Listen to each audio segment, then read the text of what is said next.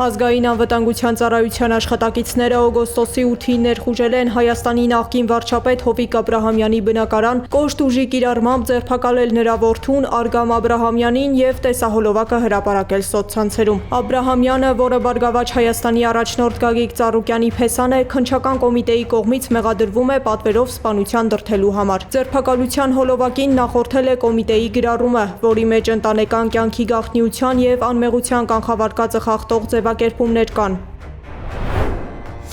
Այստեղ մենք ականատես եղանք և հերթական շոուին ձերբակալման ընթացքում և նաև որքանով էր նպատակահարմար կամ իրավաչափ այն մանրամասները ներկայացնելու, որ այդ գործի հետ կապված կար, արդյոք դա ինչ-որ բանով օգնեց գործին կամ որքանով էր ճիշտ, որ հանրությունը ինչ-որ մանրամասներ իմանա, այն դեպքում, որ դեռևս ձեր ասած անմեղության կանխավարկածից ելնելու, հետագայում կարող է այդ ամենը հերքվի, բայց այնուամենայնիվ այս պահի դրությամբ այդ ամենը հաստատվեց, ես այստեղ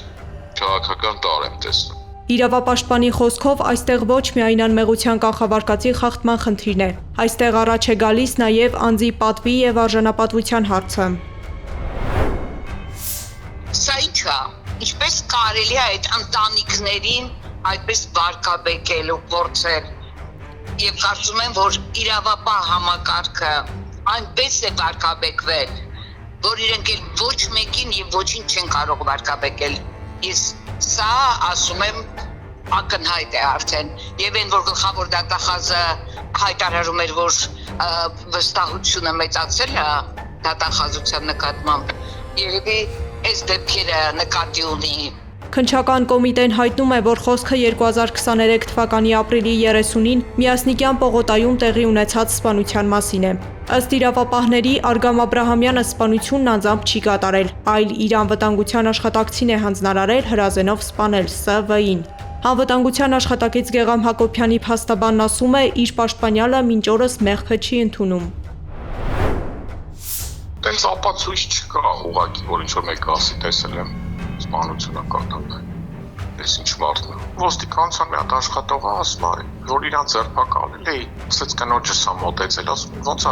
ոնց է քեզ հասում այդ ամեն ինչը, քննիչին ասում է մեղքը չեմ ընդունում, օրինել են։ Իբր այդ մարդը իր կնոջն է մոտեցել, ասենց օդից վերցել են, իբր սա է մոտիվացիան։ Փաստաբանը նշում է, գործով դեռ 3 տարի առաջ 2023-ին քննվել են բոլորը, այդ թվում Արգամ Աբրահամյանը։ Քննչական կոմիտեի գրառմանը հետևել է ՄԻՊ-ի կոշտ արձագանքը։ Պաշտպանը նման տեղեկությունների հրապարակումը անվանել է անմեղության կանխավարկածի խախտում, ընդգծել, որ քրեական հետապնդումն ու ձերբակալությունը չեն վերացնում անձի մասնավոր կյանքի պաշտպանության իրավունքը։ Պետական մարմինների հանրային հաղորդակցությունը պետք է խստորեն համապատասխանի անմեղության կանխավարկածի սկզբունքին։ Անձի նկատմամբ քրեական վարույթի իրականացումը կամ ձերբակալությունը չի կարող ներկայացվել կամ լուսաբանվել այնպիսի ձևաչափով, որը կարող է հանրության շրջանում ձևավորել նրա մեղավորության վերաբերյալ կանխակալ վերաբերմունք, նախքան մեղավորությունը հաստատող օրինական ուժի մեջ մտած դատական ակտի առկայությունը։